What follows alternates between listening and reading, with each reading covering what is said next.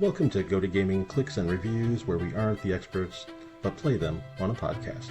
This is Paul, aka Prodigical43. I have been with Clicks since The Incredible Hulk. My guest is Donovan, aka Agent Donnie. Hey. I've been in HeroClix since roughly Avengers at Fantastic Four Empire. Took a little bit of a hiatus, but am back starting from X of Swords. Definitely not on the competitive side, but working my way there. So first I want to say thank you to Mages Comics as our LGS and Claywood of AC Units for the graphics. Today we're talking about this week's build and its rules. This week we are doing the first event of Sentinel Strike, playing it constructed, modern 300 points, with the only stipulation being that your team includes either a Brotherhood of Mutants or X-Men member. The thought of your X-Man or Brotherhood has brought some friends, as the Sentinels have arrived. I've decided to use Wolverine, Lord of Vampires, as my X-Men, and Nico, Blade Prime, and Franken-Castle. They are each equipped with this equipment. Franken-Castle has the longsword, Nico with the Ring of Telekinesis, Wolverine in Destroyer armor, and Blade has the Bag of Holding. My sideline is Ares, and 3 one-shot free from Nico. My team is 285 points before the Destroyer armor. I'm looking at possibly swapping that out for Animal Man Avatar, and then being able to use another equipment or one shot for 5 points. The idea being that Wolverine gets +2 defense and has giant reach, making it easier to steal energy. We are using the map from the event. My plan is to get Blade and Wolverine started dealing some damage to move them above their starting lines. Nico, Franken-Castle act as support and distraction. So, Donnie, what's your team? I've got a combination of shapeshifters. It's a 300 point modern theme team being my own choice of either spies, Hydra, or scrolls. First up, we've got Abomination with nothing on him. We've got Morph, not for his alternative card from the X-Men 97. We've got Baron von Strucker, variant A with Animal Man sticking to him. We've got the legacy card for Princess Valkyrie, or for Curry, something. We got the legacy card for Imperial Hydra. We've got the Wasp from Collector's Trove. We've got a little swarm of ants to fill it out, and also because they're spies. For the sideline, looking like Fortify. A lot of love with Heroes of the Past, Animal Man, Ares, Mimic, and the Treasure Chest, because I needed more things to fill out the sideline. And what's your idea of synergy behind that team? Princess Valkyrie gives everybody with the spies keyword the scroll team ability. So bad shape change to start with, but majority of them, like Morph, Abomination, Imperial Hydra has shape change, Wasp, running her at 30 points, she has shape change, and the ants don't, but they're 10 points, so I don't care. So just a lot of dodging before you can target me, unless the opposing team is angry enough, and then I'm screwed. Gotcha, so Battle Fury is going to be your major issue. I will be demolished by Battle Fury. But if you do start to kill me, I've got Imperial Hydra in my backup. He will hopefully start generating Hydra bystander dudes, and maybe I will swarm back. They're not super great, but they're great. I love them. Aside from that, I mean, Abomination, he's my Slayer on the team. Morph was my X-Men of choice. He's got basic shape change, and then however else I combine him. He's pretty cool, but increasing his shape change ability with the scroll team ability is from Princess Valkyrie. It's very nice. And does that turn them into a 50-50 shape change? Yes. The +1 to shape change, scroll team ability, very nice. Baron von Strucker, he's going to be reducing everybody's range for the purposes of Outwit, Perplex, and Prob. Anti-support, and is also got a pretty cool Blades Claws effect that gets rid of Impervious, Invincible, and Invulnerability and turns it to Toughness when he uses it. So, hopefully he might. He can also poison from a square he can see within range, as if he was there. That's pretty nasty. Pretty cool stuff. Wasp is just a cool character. I've been wanting to run just an army of them with the Prime Kingpin, just because she's 30 points, and she's just kind of a precision striker, but also gives them an action token for 30 points. And then Swarm of Ants, buffs up anybody who has shared keyword with them by giving them a +1 to their attack. And he's got Spy. The ants are everywhere. So that would also gain in the Hydra or Scroll? They're gaining all. My bad. The Baron von Strucker gives everybody with the Spy keyword the Hydra keyword. Not quite team ability. Okay. So those ants are both a part of an evil group and a shape-shifting group. Yes. Nice. Alright, so what was your other team? The team, we've got going for a little soldier squad. We've got a couple dudes starting with Frankencastle because I've not gotten to use him. And he is wielding the +1 longsword. We've got Ulysses Bloodstone with the Bloodstone. I've got the Captain America from 97 to buff up any soldiers when one of them dies. For Degaton with the avatar of Animal Man. And how many dials are you running for him? I'm running at 40 points, so he's got 2 dials worth. So Nice. we've got the 97 Wolverine Rare as my X-Men of choice, and then to squeeze it on, we've got a 15-point Nick Fury Life Model Decoy. Very cool.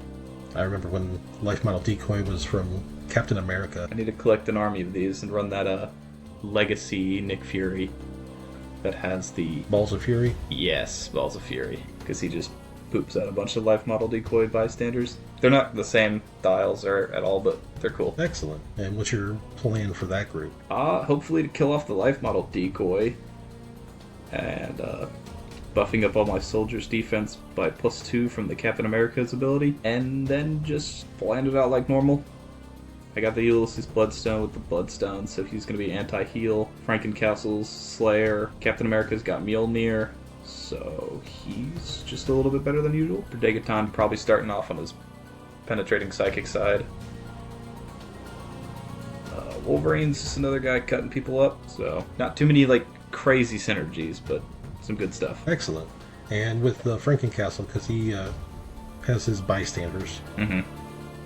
They are considered soldiers. Friendly characters that are adjacent or hit soldier keyword modifications. If a friendly character with a soldier keyword is KO'd. So yes, it would work off of his bystanders if you happen to kill one of those too. That's a nice little bit of synergy then. Free bystanders to trigger. Mm-hmm. And they're all at a pretty standard 18 defense, it looks like. Starting. Except for Predegaton, he's rocking 17, Wolverine's 17, Life Model Decoy. Even he's at 18. So we're looking at 20s generally across the board, which is a nightmare. Right. I mean, I guess the good thing is that we're running modern, so we don't have to worry about Colossus from Deadpool Wolverine. Yup. Or at least I would have somewhat of ability to maybe not get hit as much. Okay. And your equipment that you're running, what's your plans for that? I know you had Longsword on Frankencastle. Longsword on Frankencastle, just because it's the Longsword, it is free on him. What's his base attack? His base attack is a 11 to hit with super strength, 3 damage.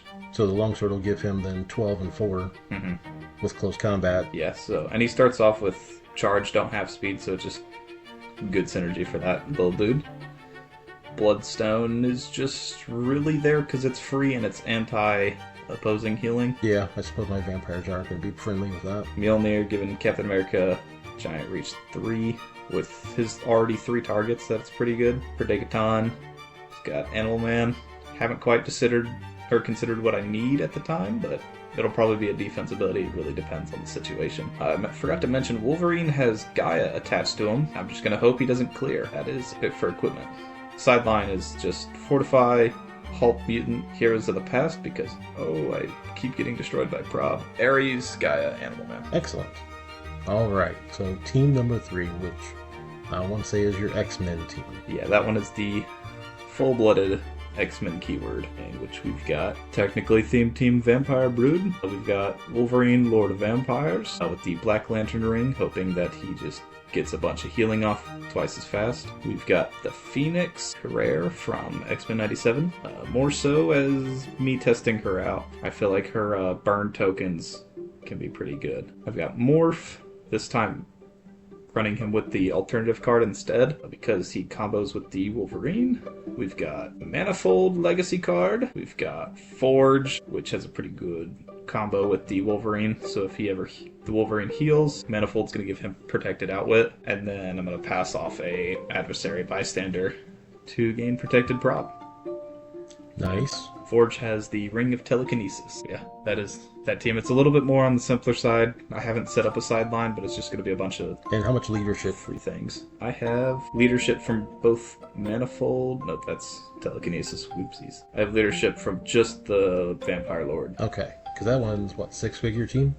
5-figure. 5-figure, because we're 300 points, so 3 action plus 1 leadership. So action economy, having 5 figures will help just to keep the game moving for you.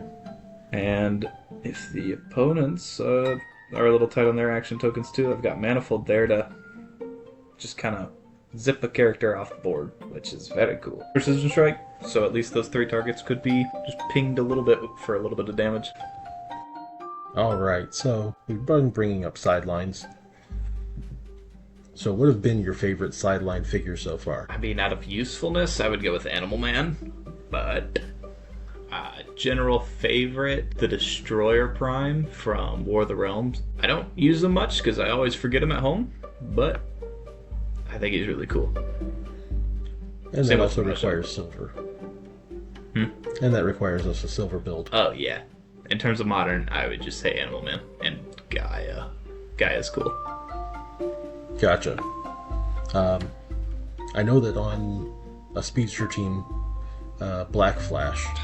I need to get my hand on one so bad. Previously, I did run a team of speedsters with the Bloodstone and Black Flash that did quite well. I feel like it's gonna be like my spy team. Just like, you're there, you're killable. I just can't hit you, which is awful. Yeah. Well, and that's where having the Bloodstone out there and having the Black Flash just dealing additional damages from speedsters that you can't heal from. Yeah, that is a disgusting combo. It's just a auto +1 damage.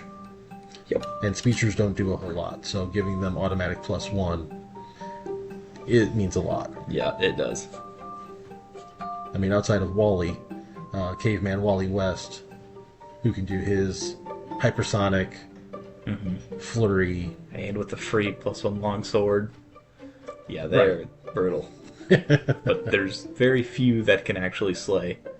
I've got a collection of speedsters and they move a lot, but now that the maps are a lot smaller, it doesn't feel as good. So as far as other sideline interactions, Ares is another that as long as you can do some blades damage, the Ares bomb for free is always nice.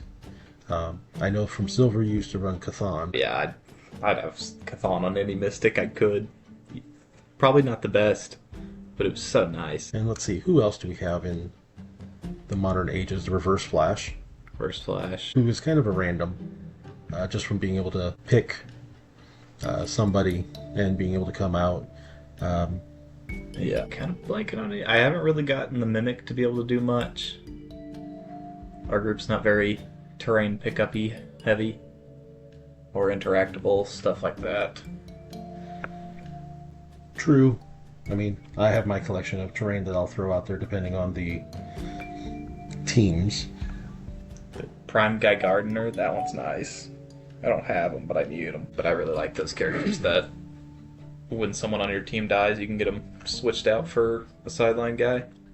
Well, and that was where the fun part of the Starman with the Alan Scott being both a Lantern and Justice Society, that when he died, Starman would be able to come into play, take his equipment, Guy Gardner comes into play adjacent to him, and from a point standpoint, you basically were even. It's also good if you have a very, I have 4 actions, 4 people.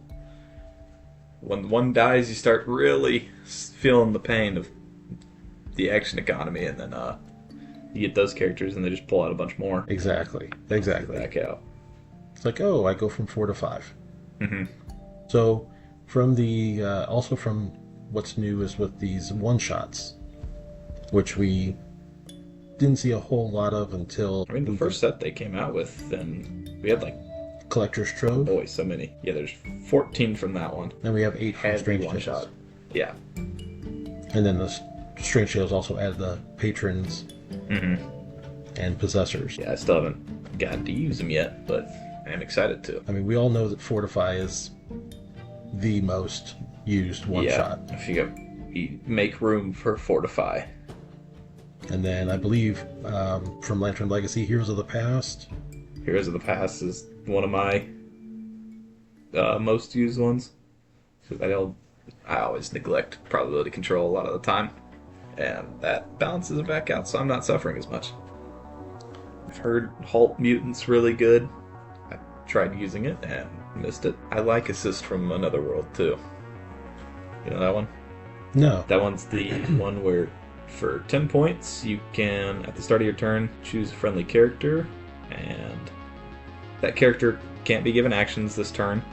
But then you get to pull out from your sideline a character with the same name of less points, and they get to do, or they just pop out for a turn and then disappear. I have done a couple things with Mysterio. Best use is when the turn where you're going to start and they're already stunned out. So you're like, well, he's not going to use an action. And then for the 10 points, you pull out someone else to do an effect. Haven't gotten to utilize it that much, but it is always fun when I get to. And just as a quick side note, from the Legacy standpoint, Legacy cards, Yes. what so far has been your favorite Legacy so far? Whether you own it or not. So far? Boy. I mean, Imperial Hydra's definitely heavy. I picked up him before I even knew he was getting a Legacy card. Just because he was cool. And then he got a Legacy card and got even cooler.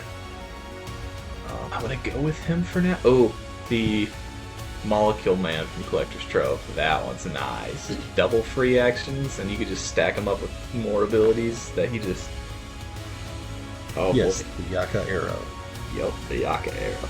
Just start sending that thing everywhere. Property. Yeah, so far for me, my favorite that's come back, since a lot of them are figures that I've had back in the day, the Parallax and the Lord Marvel have been two of my favorites, partially because their range. Being old figs, range is huge. I love the Green Lantern God of Light. Just the concept of just... Oh, here's one color of every sword. That is brutal. I know that we have, obviously, the Tri-Sentinel, which nobody can find the card for, but we know it's out there. I know that you liked the Sinestro.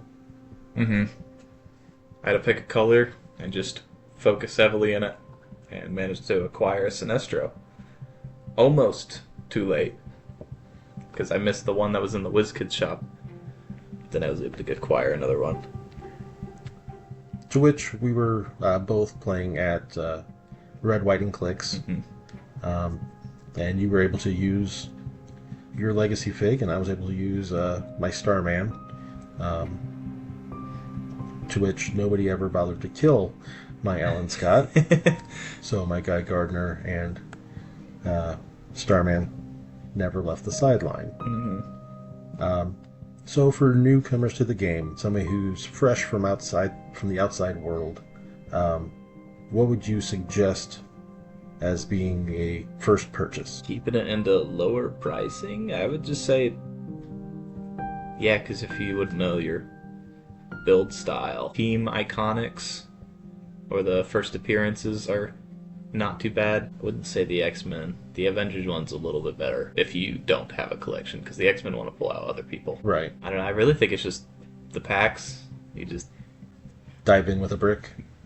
if you got the money for the whole brick, then yeah. But even just a pack every now and then, and you start seeing theme team builds and just stuff like that. Well, because I mean, nowadays, with the 12-pack bricks, you're pretty much going to end up with a common and uncommon set. Oh, yeah. You know, then you'll still have rares. You're guaranteed to have super rares, a chase, and potentially a prime. Plus, either an alternate card for 97 or a legacy card, which in and of itself, if nothing else, can generate your wanting to look at the past of the game. Yeah. I mean, we started, like I said, in Empire, and then didn't really understand what we were doing, and we bought like the old Flash brick, some old the Superman with the colossal figure. And then we tried running those, but not being able to quick reference the dial is kind of rough. And the powers changed a bit. Mm-hmm. Yeah, you had some weird inert rules. Like my Darian's favorite prime that he has is the Prime Craven, who's immune to push damage. That's his whole ability. It's like, well, you're useless now, but you're cool looking. Yeah. Yes, I played during pushing damage, and when Indomitable was not everybody. Yep. Which was, for me, a change amongst many that I ran across. Alright. Well, I think that's going to do it for this time. Thank you, Donnie, for your time. And next time we make one of these, it will be for a new build. Yes, sir. Good night, everybody.